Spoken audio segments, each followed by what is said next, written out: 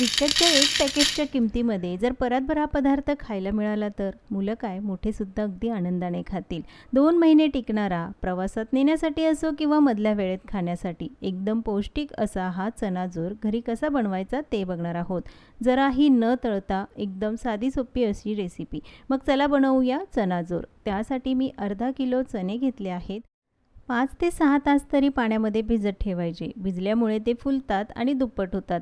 आता यातलं सगळं पाणी काढून घ्यायचं आणि चणे शिजवून घ्यायचे आहेत. तर इथे मी कुकर वापरलं. कुकरमध्ये हे सगळे चणे घालून घेऊ. कुकर वापरल्यामुळे काम सोपं होतं आणि वेळही वाचतो. चणे घालून घेतले की यामध्ये पाणी घालायचं. पण पाणी फार जास्तही घालायचं नाही. फक्त 2 ग्लास पाणी घालून घेतलं. अगदी चणे बुडेल इतपतच त्यामध्ये पाणी घालायचं. त्यामध्ये पाव चमचा घालायचा आहे हिंग आणि अर्धा चमचा हळद घालून घेतली. तुम्हाला हवं असेल तर यामध्ये तुम्ही मीठ सुद्धा घालू शकता, पण हिंग मात्र जरूर घाला. चण्यांमध्ये प्रोटीन मोठ्या प्रमाणात असतात आणि त्यामुळेच आहारात याचा वापर जरूर करावा. पण आज आपण अगदी कमी तेलात हा पदार्थ बनवणार आहोत, त्यामुळे तो तितकाच पौष्टिक सुद्धा आहे. कुकरला झाकण लावून कुकरच्या मध्यम आचेवर 3 शिट्ट्या काढून घ्यायच्या. 3 शिट्ट्यांमध्ये चणे व्यवस्थित शिजले जातात. त्यापेक्षा जास्त शिट्ट्या काढू नका, नाहीतर चणे ओव्हरकुक होतील. कुकर थंड झाला की लगेचच झाकण काढायचं आणि बघाल तर चणे अगदी व्यवस्थित शिजलेले आहेत. यापेक्षा जास्त शिजवू नका, नाहीतर चनाजोर व्यवस्थित तयार होणार नाही. कदाचित ते तयार करण्यासाठी थोडा जास्त वेळ लागेल. आता हे शिजवलेले चणे मोठ्या चाळणीमध्ये काढून घेऊया, म्हणजे त्यातलं सगळं पाणी निथळून जाईल. पाणी सगळं निथळून घेतलं की सुती कपडा घ्यायचा आणि त्यावर चणे पसरवून ठेवायचे. चणे व्यवस्थित पसरवून पंख्याच्या हवेखाली 1 ते 2 तास तरी सुकवायचे. त्यातलं सगळं पाणी निघून जातं आणि चणे व्यवस्थित सुकले जातात. चण्यांमध्ये जर ओलसरपणा असेल तर चनाजोर व्यवस्थित तयार होणार नाही, म्हणून ही प्रोसेस करणं सुद्धा गरजेचं आहे.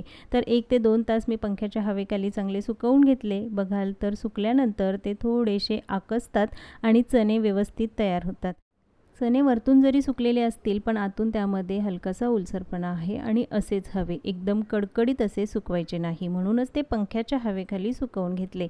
त्यानंतर चणे घेऊन त्यावर असा जोर द्यायचा. त्यासाठी लाटणं घ्या किंवा खलबत्त्याची दांडीसुद्धा वापरू शकता आणि मी व्हिडिओत ज्याप्रमाणे दाखवलं आहे त्याप्रमाणे हे चणे असे जोर देऊन प्रेस करून घ्यायचे.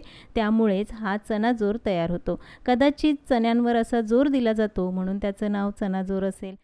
मोठ्या फॅक्टरीमध्ये बनवताना मशीनचा वापर केला जातो, त्यामुळे ते पटकन तयार होतात. पण आपण घरच्या घरी बनवत आहोत, त्यामुळे थोडा जास्त वेळ लागतो, कारण प्रत्येक एक चण्यावर असं प्रेस करावं लागतं. अशाच पद्धतीने सगळ्या चण्यांना हा जोर देऊन घेतल्यानंतर ते थोडेसे पातळसर होतात, म्हणून तर ते छान असे कुरकुरीत सुद्धा होतात. ही प्रोसेस करणं गरजेचंच आहे, त्याशिवाय काय चनाजोर तयार होणार नाही. तर अशाच पद्धतीने हे सगळे तयार करून घेतले. त्यानंतर यामध्ये घालायचं आहे अर्धा चमचा हिंग. शिजवताना सुद्धा आपण हिंगाचा वापर केला. पुन्हा एकदा अर्धा चमचा हिंग घातला, त्यामुळे चनाजोर खायला चविष्ट लागतात. अर्धा चमचा हळद घालायची. 1 चमचा यामध्ये लाल तिखट घालायचं आहे. लाल तिखट तुम्ही तुमच्या आवडीनुसार कमी जास्त करू शकता. अर्धा चमचा मीठ घालायचं आहे. तुम्हाला हवं असेल तर काळं मीठ सुद्धा वापरू शकता. आता हे चांगलं मिक्स करून घ्यायचं. आज आपण हा पदार्थ न भाजता म्हणजेच एअर फ्रायरमध्ये बनवणार आहोत, त्यामुळे यामध्ये तेल फार कमी घालायचं. सगळ्यात शेवटी हे चांगलं मिक्स झालं की मग तेल घालायचं आहे 2 चमचे. फक्त 2 चमचेच तेलाचा वापर करायचा, यापेक्षा जास्त तेल यामध्ये घातलेलं नाही. सगळे मसाले व्यवस्थित लावून घ्यायचे आहेत. त्यासाठी हाताने 1 ते 2 मिनटं हे चांगलं मिक्स करून घ्या, पण अगदी हलक्या हाताने, फार जास्त जोर देऊन करायचे नाहीत, नाहीतर त्याचे तुकडे होतील. फॅक्टरीमध्ये ही प्रोसेस थोडी वेगळी असते. आधी चनाजोर भाजून घेतला जातो आणि त्यानंतर त्यामध्ये मसाल्यांचे फ्लेवर्स ॲड केले जातात. तुम्ही सुद्धा वेगवेगळ्या चवीचे मसाले ॲड करून चनाजोर बनवू शकता. तर मसाले व्यवस्थित लावून घेतले. आज आपण चनाजोर एअर फ्रायरमध्ये बनवणार आहोत. 180 सेल्सिअसवर 4 मिनटं एअर फ्रायर प्रीहीट करून घेतलं की मग त्यामध्ये बटर पेपर किंवा फॉईल पेपर घालायचा आणि त्यामध्ये हे मसाला लावलेले चणे घालून घ्यायचे. सगळे चणे मी एकसोबतच घातले, कारण माझा एअर फ्रायर हा मोठा आहे.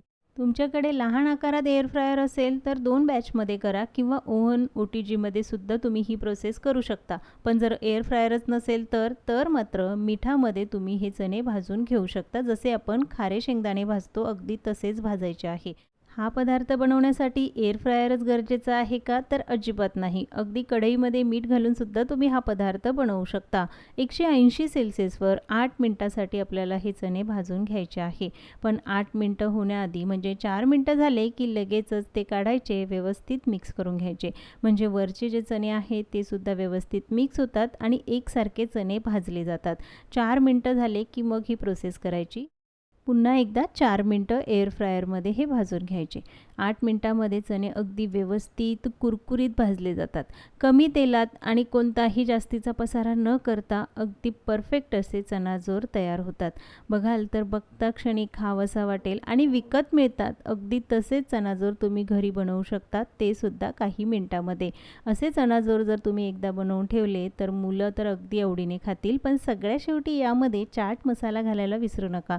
तर इथे मी 1 मोठा चमचा चाट मसाला घालून घेतला. तुम्हाला हवं असेल तर यामध्ये पेरी पेरी मसाला घालू शकता किंवा वेगवेगळ्या फ्लेवरचे चणाजोर सुद्धा बनवू शकता. आवाजावरून तुम्हाला अंदाज आलाच असेल, अगदी परफेक्ट कुरकुरीत असे चणाजोर तयार होतात. पूर्ण थंड झाले की मग हवाबंद डब्यात भरून ठेवा. 2 महिने तुम्ही हा पदार्थ खाऊ शकता. एकदा बनवा आणि महिनाभर खा. कसे झाले तेही सांगायला विसरू नका आणि रेसिपी जर आवडली असेल तर चॅनलला सबस्क्राईब, लाईक आणि शेअर मात्र जरूर करा. पुन्हा भेटूया एका नवीन रेसिपीसोबत.